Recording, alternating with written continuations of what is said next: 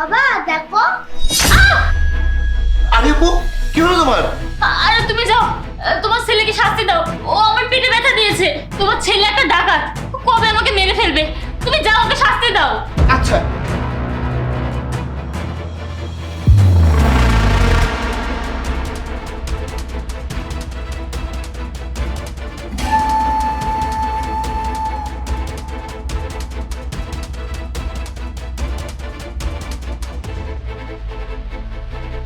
বাবা, তুমি এই কাজ কেন করলে? বাবা তুমি কিছু দেখোনি? কি দেখবো? শুধু শুনলাম তুমি বললে বাবা দেখো, তারপর তোমার মা পেটের ব্যথা চিৎকার করে উঠলো। তুমি তোমার মায়ের পেটে ব্যথা দিয়েছো কেন? বাবা আমি তোমাকে একটা জিনিস দেখাতে চেয়েছিলাম, আমি মায়ের পেটে ব্যথা দিইনি। এভাবে মায়ের পেটে ব্যথা দিয়ে তুমি আমাকে কি দেখাতে চেয়েছিলে? তুমি তো এটা খুব খারাপ কাজ করেছো বাবা। এটা তো তোমার মায়ের জীবন মরণের ব্যাপার। যদি খুব বেশি জোরে আঘাতটা লাগতো তাহলে কি হতো বলো তো? আর কখনো কিন্তু এরকম করবে না। বাবা তুমি কি সত্যি কিছু দেখোনি? কি দেখাবে সেটা তো বলবে। আচ্ছা আমি তোমাকে দেখাচ্ছি, চলো।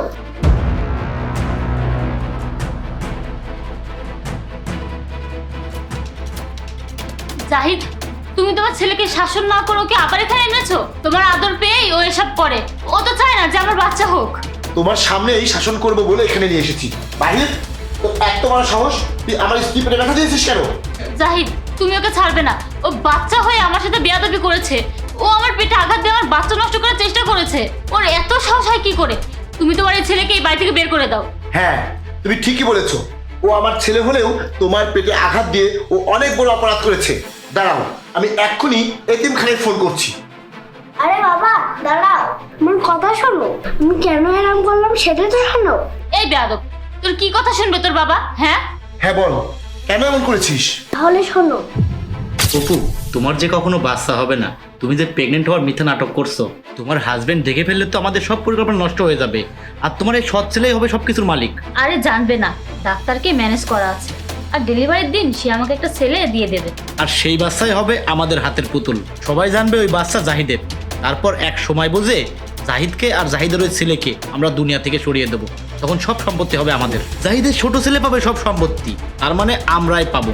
কারণ ওই ছেলে তো আমাদের হাতের পুতুল হয়ে থাকবে। হ্যাঁ, তুমি ঠিকই বলেছো।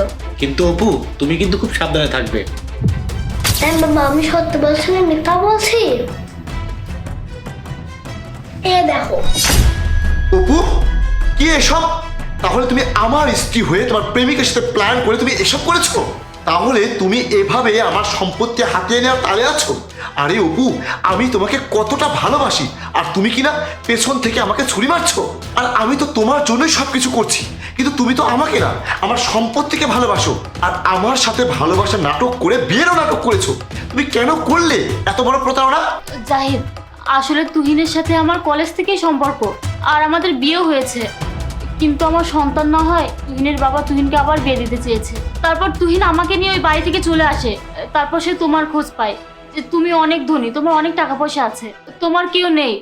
তারপর সে প্ল্যান করে আমাকে তোমার পেছনে লাগিয়ে দেয়। তোমার সাথে আমার বিয়েটাও নাটক ছিল। আসলে আমরা লোভে পড়ে এই কাজটা করে ফেলেছি। অপু, তুমি হয়তো ভুলে গেছো, লোভে পাপ আর পাপে মৃত্যু হয়। তুমি তো ধরা পড়েছই। এখন আমি তোমার ওই লোভী স্বামীকেও খুঁজে বের করে পুলিশের হাতে তুলে দেবো। তারপর তোমাদের দুজনের শাস্তি হবে। জাহিদ, আমাদেরকে ক্ষমা করে দাও। আমরা অনেক বড় ভুল করে ফেলেছি। আমরা এই শহর ছেড়ে চলে যাব, গ্রামে গিয়ে কাজ করে খাবো। প্লিজ জাহিদ। তোমাদেরকে যদি আমি আজকে ক্ষমা করি না, তোমরা কাল আবার অন্য কারো পিছু লেগে অন্য কারো ক্ষতি করবে। তোমাদের কোনো ক্ষমা নেই। আমি পুলিশকে এখনই কল করছি, তোমাকে তো ধরে নিয়ে যাবে। দাঁড়া। Hello, police station?